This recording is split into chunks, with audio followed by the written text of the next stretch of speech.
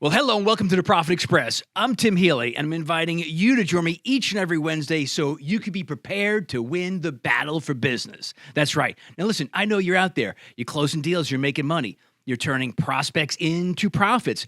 So I have to have on the kinds of guests that you can listen, learn, and earn from. Today's guest is absolutely no exception. So as always, thanks for being on board. And as always, a big thank you to our sponsor, Corbett Public Relations, where they've been promoting and protecting businesses and brands for over 30 years. So do yourself a favor. Visit Bill and his team at CorbettPR.com. That's CORBETT.PR.com. So welcome aboard, everybody. Now, for all of you who are on the journey to winning the battle for business each and every day, whether you are the sales professional, whether you're an entrepreneur, a small business owner, we know how challenging that journey can be. And there's something that's kind of leading me to today's show. And it's something I'm a little bit concerned with because we can sometimes be seduced nowadays with the imagery of social media and how those who are superstars in business or in sports or entertainment, how they are portrayed and how they often make it look like everything is just a panacea of wonderfulness. Well, if you've been pursuing the battle for business, you know it is not so. It is a long, arduous, and sometimes lonely journey, and that journey is lined with your blood, sweat, and tears. It's just how it is. That's why it makes today's guest refreshing, his story and his journey relevant and very, very inspiring. You see, when he was a boy, he, like so many other boys, dreamed of being in the NFL. And not only did he make it to the NFL, he was also a part of the Super Bowl champions Green Bay Packer team. He was number 68, he was on their offensive line. He's Gary Brown. And he's back on the show for a second time. And I want to have him on because his story and how he did it, I think it relates to so many of us because it wasn't always pretty. He was often on the fringes. He was the kind of player who didn't get noticed like so many other players who were more talented. So he had to get himself noticed. He had to be willing to be comfortable being uncomfortable and to do what others were unwilling to do. But it worked because he did get the notice that he needed to get drafted into the NFL. But there were, as he will share, a number of near misses on that journey. And I am having him back on the show because what he has done with his journey getting to the NFL, what he's done since the NFL, has really been remarkable. And he does have a brand new book, Reflections of a Champion. And I'm very, very excited to talk to him about that, of course. And like I said, there is a reality in business and in life, and the journey to anything worthwhile, the journey to winning the battle for business is not going to be pretty. So the conversation we're going to have with Gary is going to be a very real one. It is one that you and I can relate to, unlike so much of, the nonsense that we see on social media. So it is a real pleasure to have back on board the Profit Express, number 68 himself, Super Bowl champion, Gary Brown. Gary, how are you today? I'm doing awesome, Tim. How you doing, sir?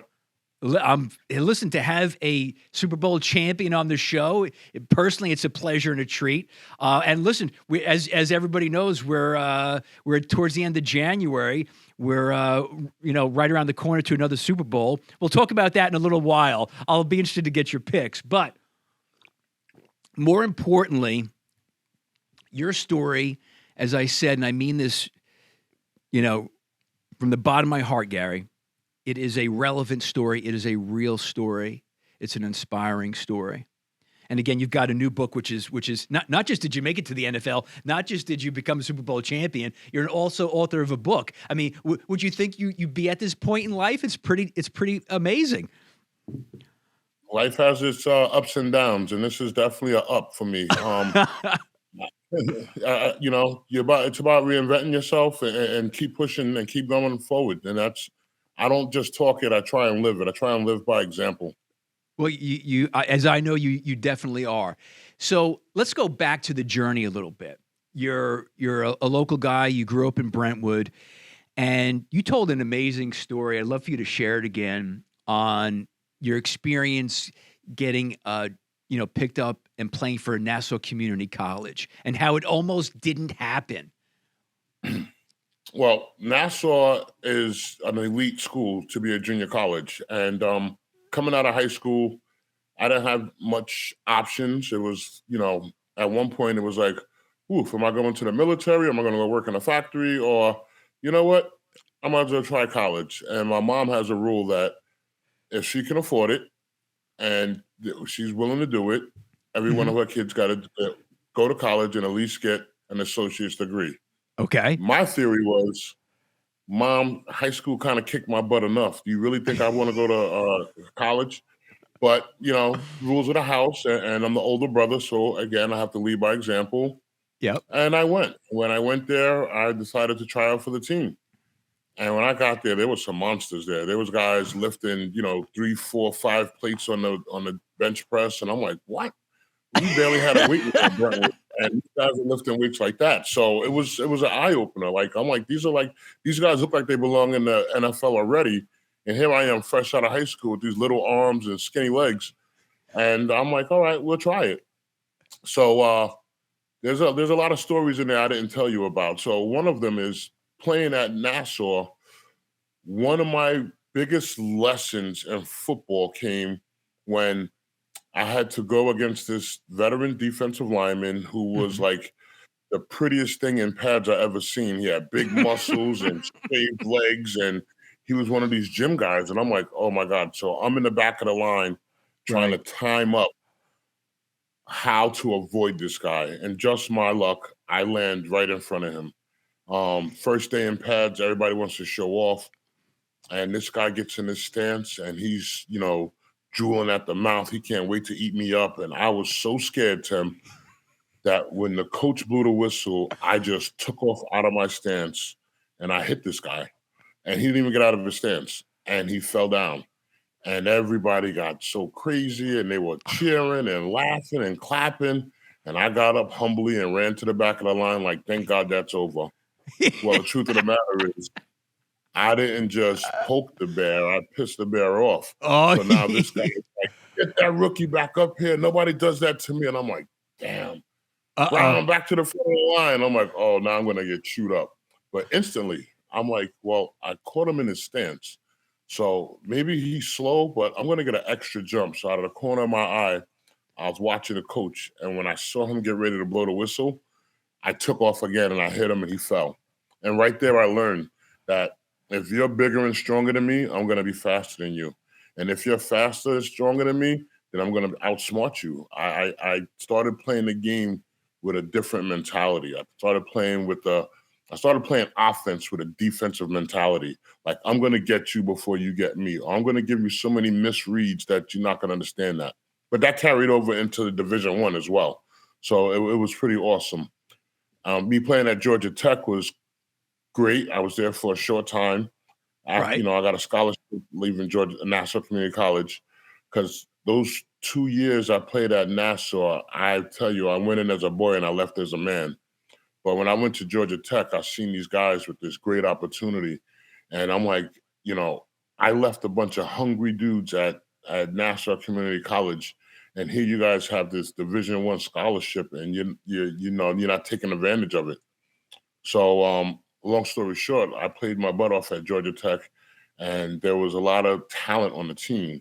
Sure. And there was guys that were supposed to go into the NFL, and I wasn't one of them. There was like probably 7 to 10 guys that were like being scouted by every NFL team in the in the NFL, and here I am, a possible walk on. Maybe they might entertain me to walk on. Well, I didn't accept that, and when those guys were getting called down to go run the 40-yard dash and do the high jump and to do the bench press, I made sure I was somewhere on that field right around them, doing the high jump, doing the bench press, running the 40-yard dash. And it happened so often that sooner or later the coach was like, well, if these are these guys, who's that over there? And they're like, oh, that's Gary Brown. He's coming off a knee injury. Well, his knee looks pretty good to me. Let's get him a time in a 40. And then, I say when nobody's interested in you, it's just because that one person hasn't come along yet. Because all it takes is that one interest. And once that came, I don't even know what team it was first, then everybody wanted to know what he knew and nobody else knew. So now I became Wow. a subject of a topic to be discussed. And then I started, that's how I got my shot. So then, all And I right. was the first one drafted. Everybody knows Georgia Tech. Unless you live on Long Island, you don't know Nassau Community College.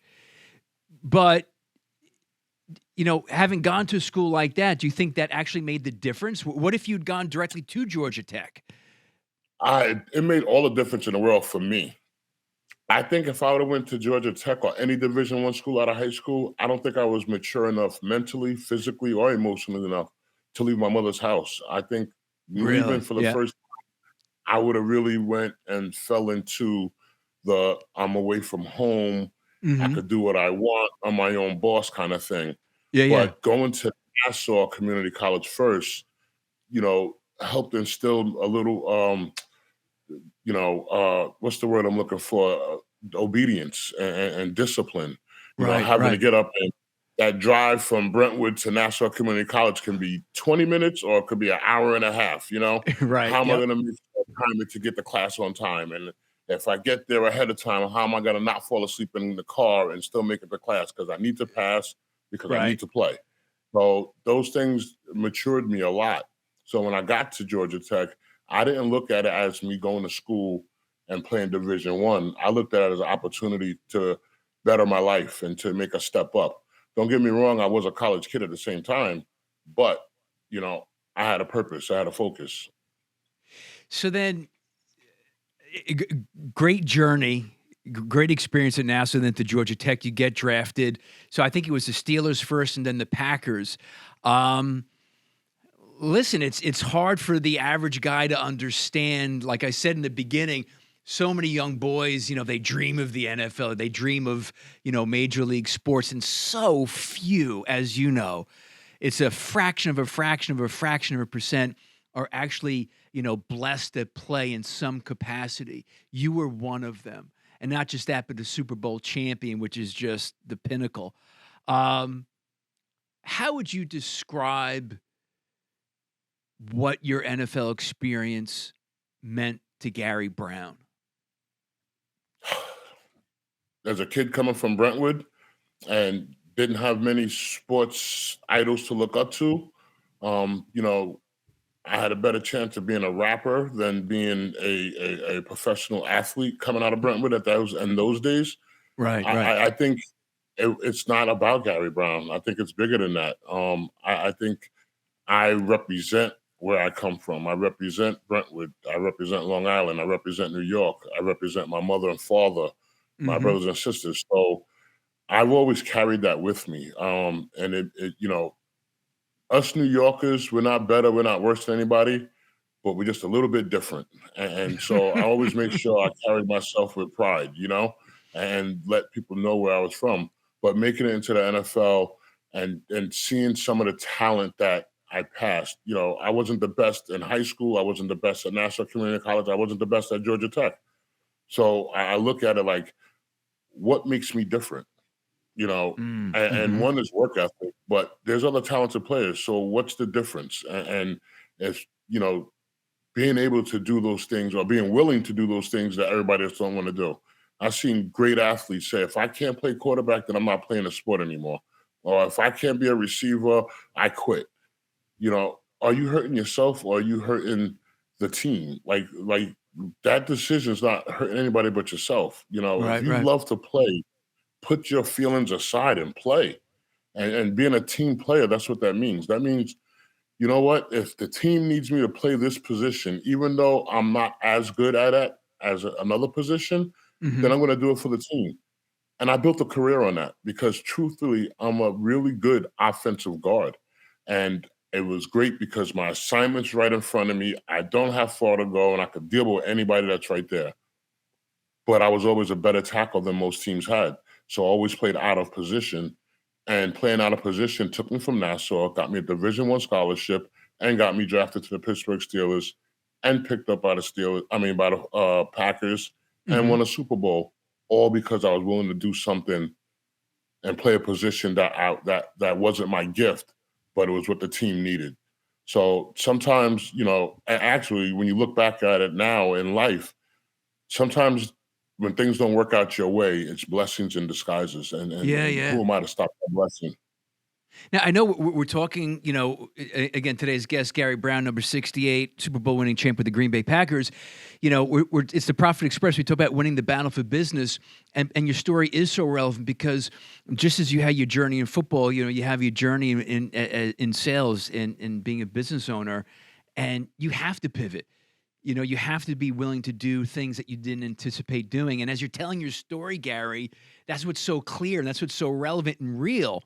Now, if I recall, because I had you on the show about a year ago, plus or minus, and I loved that your first appearance, and I listened to it again, and correct me if I'm wrong, but you had started out on the defensive line, but they didn't take you on the defensive line. They said, hey, we want to take you on the offensive line at Nassau. Is my memory right there?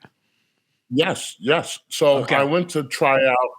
Everybody wants to play a position where you look at me. Everybody look at me. Whether it's catching a touchdown, throwing a touchdown, making sacks and having a sack dance, or catching interceptions.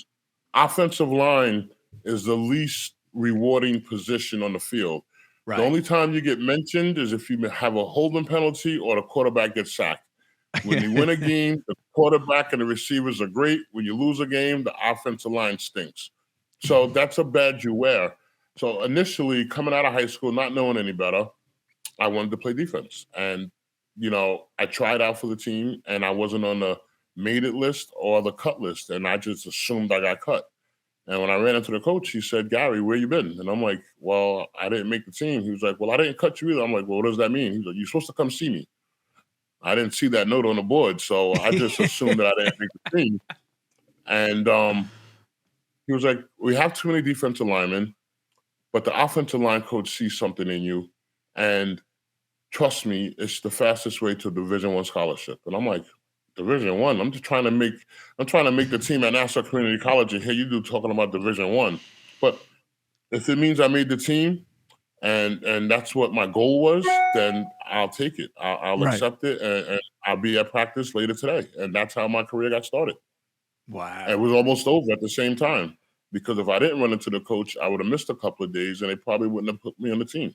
So, those sometimes things work out for a reason and in their own way. Yep. It's not destiny. You just go with the flow. And if it doesn't fit, relax and make it fit. You know what I love about your approach, though, and it's important, because I started the show today talking about social media, and unfortunately social media is great, but it can have a distorted sense of reality. The one thing I get, now that, you and I have known each other for a little bit now, is you're humble and you've put your ego aside. Because like you said, everybody wants to be, the quarterback, the running back, the receiver. But you're just smart enough to say, hey, whatever I have to do, even if it's changing positions. And look what it led you to. And that's letting go and putting your faith in everything's going to be okay. Dad taught me that, no matter what you do it to the best of your ability, and however it works out, win, lose, or draw, as long as you gave it your best shot, that's why be thankful. And that's what I take into everything that I do, whether it's business, whether it's sports, even at home. Me and my lady, we play checkers, and we don't do that anymore because I'm a competitor by nature. Like, I always try and put my best foot forward, but that's just who I am. That made me who I am. Sports has taught me a lot about business, and I speak to a lot of corporate entities, and the similarities between sports and how you go about it and how you prepare for it and how a team works. It's everything in corporate America. It's everything. Yeah, absolutely. You have to Absolutely. love the person. Me playing offensive tackle, and I have a guard to my right and a tight end to my left and a running back behind me. We don't have to go get dinner. We don't have to be best friends. We don't even have to send each other Christmas cards. But when we're at work, we have to be one unit. I have to know your thoughts. I have to know your feelings. I got to know how if you're playing up or down. These are things that what it takes to win. And as long as that person's open to it and I'm open to it, that's going to make us a better teammate. That's going to make our team better in a whole. I really believe that the first part of being a team is being the very best you can be. But the very next thing is how do I make the people around me better? Same thing in corporate America, same thing in the boardroom, same thing in the we're working with cubicles next to each other. You don't Wait, have now to, you know, I have to ask a question. Hold on a second here. I don't want this one to slip by. So you're so competitive, you and your woman, you can't play checkers together anymore. She doesn't want to play checkers with you. I don't think it's best for our relationship. So instead of checkers, we'll watch a movie and cuddle with some popcorn or something like that. That's okay. You know what? But You Gary, got you know to why I know when your mentioned that? competitive nature holds you back. Why is that? I mentioned that because I am a nut when it comes to competition, and my wife will not play it, specifically checkers. We got into a fight over it. It was very funny. So I appreciate that one. So now, all right. So Yeah. you shared the career in the NFL. As many people know, and we hear it in the news, we hear it with former athletes. You know, when the spotlight isn't on you, when you're not playing on Sundays, life after the NFL or any major sport, any professional sport, isn't always easy. What was your journey like? Because I think a lot of people are interested in what happens. Because you're going from the biggest of big stages, and your ego and people adore you, and you're getting high five going into the tunnel. They love you, right? And which is leading to the book. What happened to Gary Brown after the NFL? I came home. It was funny because not funny. It's funny now looking back on it, but Yeah. I came home after I finished my NFL career in San Francisco. Then I played overseas in Europe for Barcelona for NFL Europe, and then I finished my career, my professional career up in Canada. I finished 3 years. And then I found myself back home in my childhood bedroom. And that was kind of like, you said you used the word humbling, but I that's not the word I want to use. I want to say depressing because now looking back on it, I was very much depressed. Like, how did I do all of this for all of these years to end up in my childhood bedroom with a bum knee? I couldn't get a job. Nobody wanted to hire me, but they wanted to bring me in for an interview to get autographs and things of that nature. And it was just, something I had to deal with. I had to get out of my own way with that. And my very first job coming out of a professional football career was cleaning toilets. I took a maintenance job, and my buddy got me the job. And he was like, Gary, you don't have to put on a suit and do all of that and bring your resume. You got the job. Just wear some jeans and a polo shirt. I went there in the best suit I had. I had a briefcase with nothing in it because I needed a job. I needed a job, and I needed to wrap this present up as best as I can because that's how bad I needed a job for myself mentally more than financially. Oh, And yeah. gave me something to do because sitting home, you're your own worst enemy. And getting to work took my mind off of not playing football anymore. So guess what I did? Gary gets 2 jobs, then 3 jobs, and I'm moonlighting doing security work from the Hamptons to Manhattan, working. And it was doing its job with keeping me busy. Right. But at the same time, I was killing myself. I was beating myself up. And one day at work, we had a gas leak, and I carried a lady down a flight of stairs or a couple of stairs, and I thought I pulled a muscle. And it didn't get better or worse for some time. And months later, one day I just started going downhill, and within weeks I was paralyzed from waist down, lost everything. And I didn't, I was. When I thought I was depressed leaving football, now I was really depressed because I felt I was an alpha male and I didn't need anybody for anything. And now I couldn't do anything.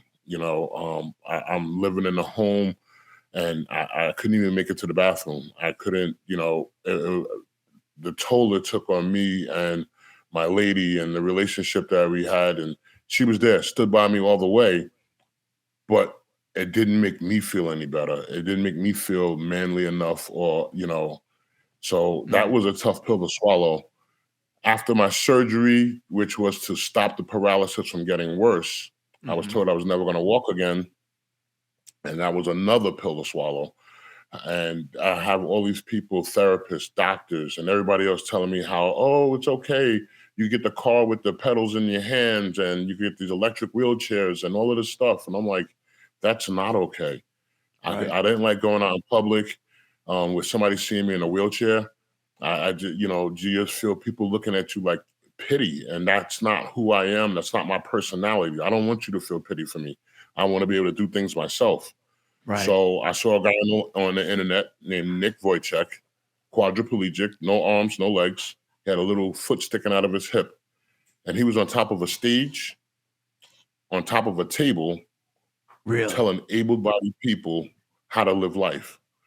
And this guy, you know, Wow. goes on planes, goes down mountains, ski mountains, and I'm like, oh my, wow, look at this guy. You know, I'm crying because I can't feel my legs.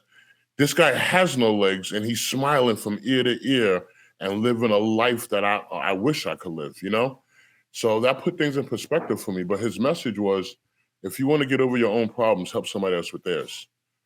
And I just sunk in and it sunk in and it sunk in. And the day I started volunteering at Big Brother Big Sister, I Mhm. should have played lotto because it just changed my life. Like everything just clicked. Like this is what I was supposed to do.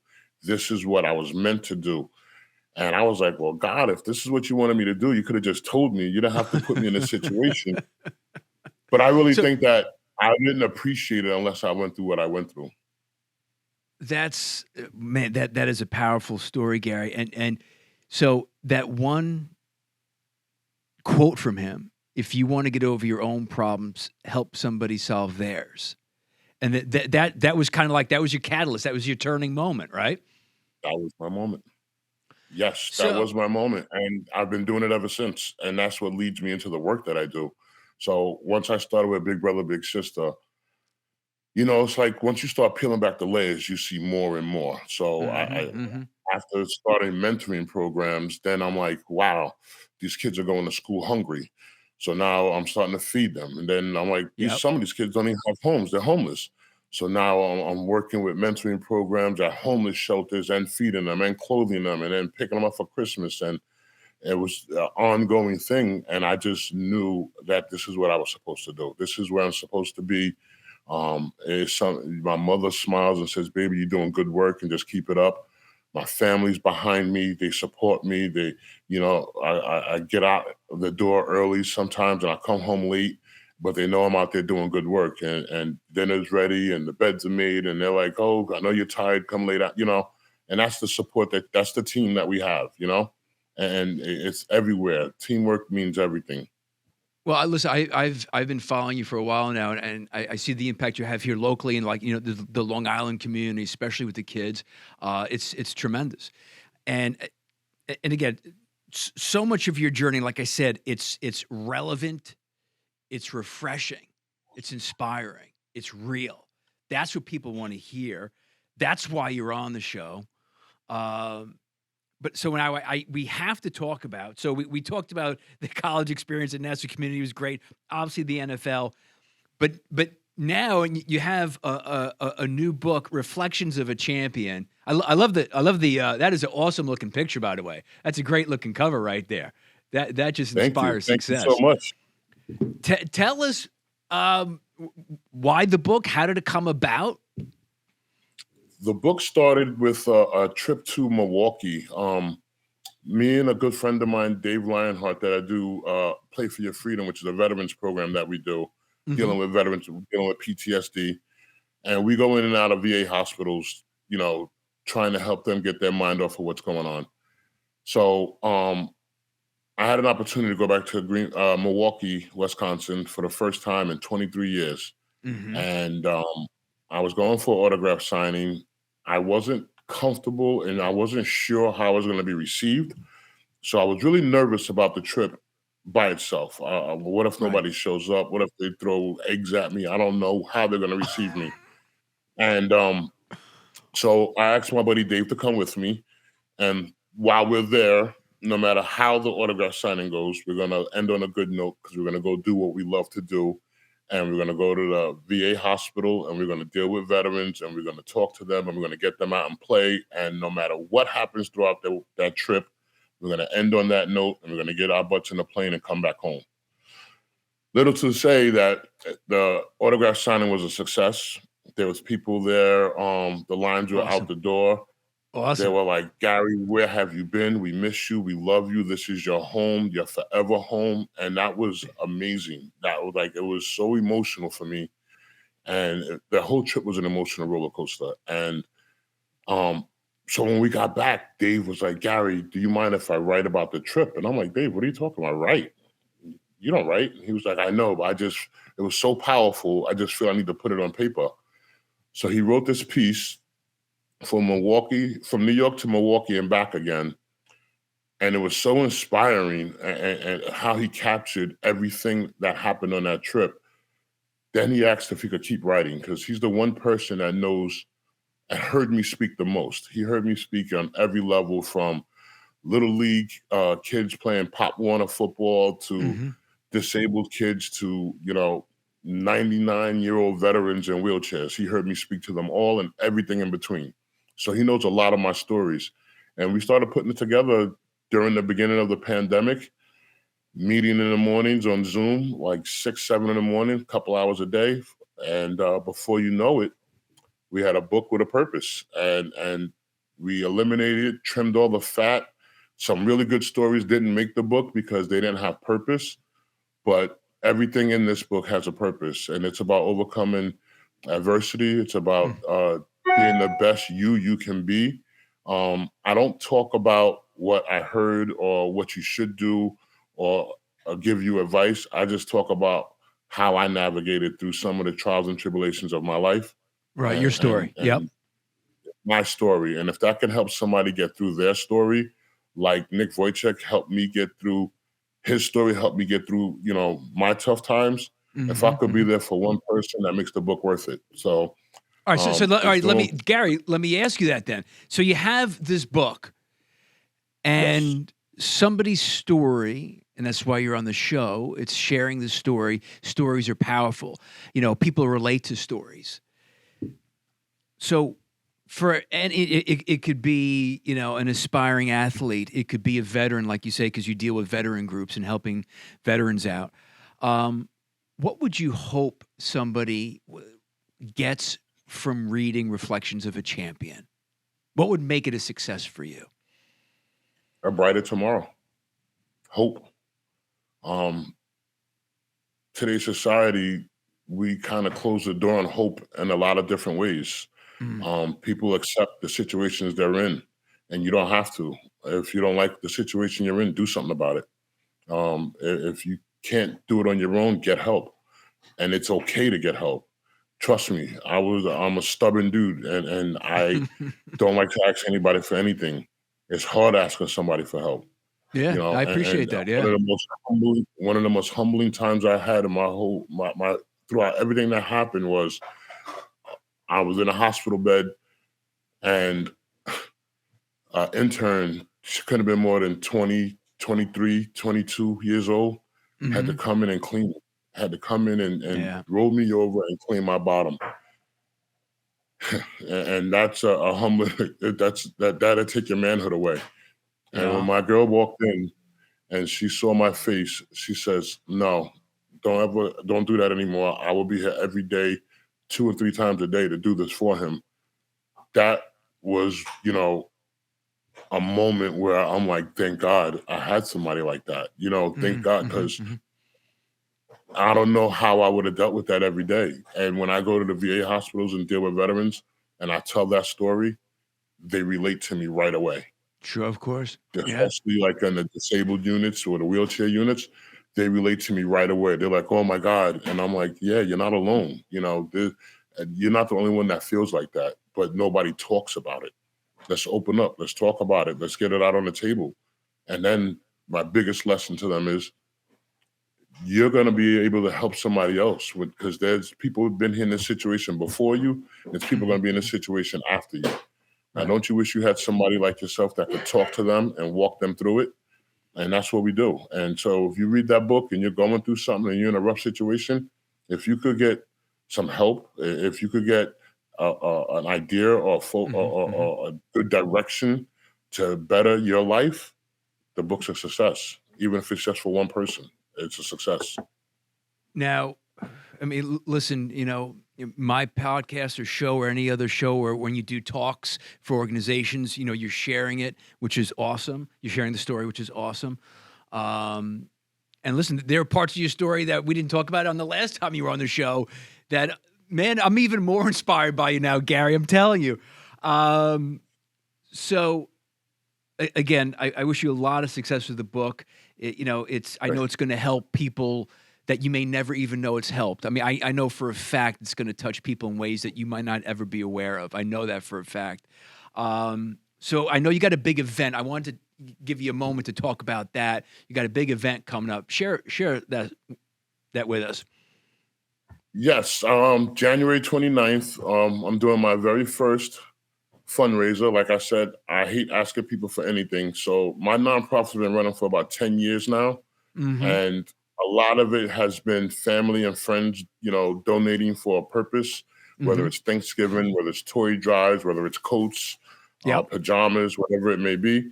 But we're doing bigger and better things now, and I need help. And so we're doing our very first fundraiser. It's going to be for the AFC NFC Championship game. For those that don't understand, that means that the winners of those two football games in 2 weeks after that go on to play in the Super Bowl for the Super Bowl ring. Yeah. So I felt that was a good, time for me to do my thing. Sure. It's going to be at Simplay in Hop Hog. We're going to have, cigar lounges and, beer gardens and all kinds of things are going on. 50-50 raffles, great raffle items. It's going to be a little different than your typical fundraisers, upbeat, up-tempo, represent your team, wear your jersey. Anybody that wants to go, you feel free to go to my website. You can log on to my website at GaryBrownDream68.com. And it's pretty clean, cut, and simple. But if you have any questions, you can always send me a message on there. Those messages come straight to my email, not to the faculty or anybody. It goes straight to me. So if you got something to say, I would love to hear it. But other than that, come out, support, cheer on your team, and let's have some fun. Well, listen, it sounds like a great event. Number one, our talk, our chat, our interview today. Honestly, Gary, it was better than I thought. I mean, you knocked the ball out of the park today, man. You really did. Thanks. Much success with the book. Again, that book, here it is, Reflections of a Champion.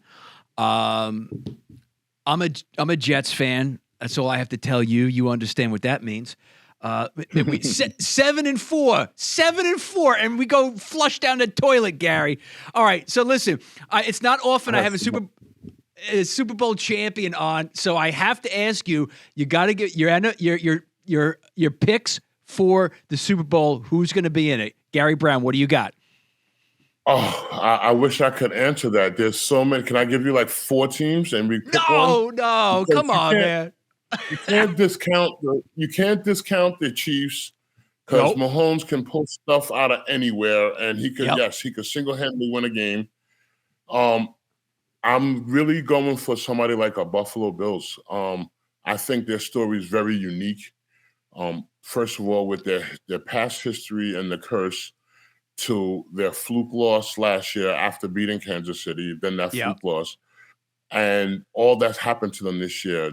They had snow over houses, and then DeMar gets hurt. There's a lot that went on, and I know that what a Super Bowl does to a community. I know what it does to a city. I've seen it. When we got back from the Super Bowl, there was hundreds and thousands of people in the streets with 20-degree weather for hours following the bus. And, I think Buffalo, the city, could really use that. But that doesn't win games. You know what I mean? So, all right. So wait. So are you saying AFC Buffalo? Who about NFC? Come on now. This puts me on the spot. My friends get me they want me to pick teams for them, and I'm like, I can't, because if you bet the farm on it and you lose, you're No, I'm not blame going to me. bet. So I don't bet. I don't bet. Jags. How you feel about the Jaguars? Whoa, I'm not a fan, but I love the underdog story. And you know what? We were out, Gary, I got to tell you, we were out to dinner last Saturday. It was 24-0. My son was, telling me the scores. We get home. I'm like, I'm not watching that game. Oh, what an idiot. I should have watched that game. Oh. Amazing. And the reason this is why I don't bet, because it's with my heart, because I'm a Doug Peterson fan. I played with him in Green Bay, and he's one of the best men you will ever meet in your life. And then what he did in Philly was amazing. First time coaching. Then for Philly to do what they did to him, for him to maybe be in the same situation with the Jaguars, I would love for that Cinderella story to happen. You know what? I'm with you. That would be incredible story for the Jaguars to go all the way. All right, so you've heard it here on the Profit Express. Super Bowl champion Gary Brown, Bills, Jaguars. You can't hold me to that. I know Dallas fans are throwing stuff at me right now. Eagles fans are furious right now with you. Listen, absolutely. Gary, thank you so much for being on board. Thanks for sharing some of your time today. More importantly, thank you for sharing a message that I know touches people when they need it most. Thanks so much, buddy. I appreciate it. Thank you for the opportunity, Tim. Thank you. Forever My pleasure. grateful. You got it, bud. All right. Have a great day. This is the Profit Express. Remember to tune in every Wednesday. Look for the show when it downloads on Wednesdays for great shows like the one I just had with Super Bowl champion Gary Brown himself. The book, Reflections of a Champion, it's going to be a great read. It's the kind of book that you should buy as a gift for, that member in the family who, needs that inspiration. Maybe they're going through a tough time. Maybe they're on their journey to a goal. Reflections of a Champion would be a great read for anybody. And, of course, follow me and the show on Instagram at The Profit Express, on YouTube, all the channels. Hit the subscribe, hit the likes, hit the dings, all that good stuff. And until next time, you and me together, let's continue to win that battle for business. It's The Profit Express.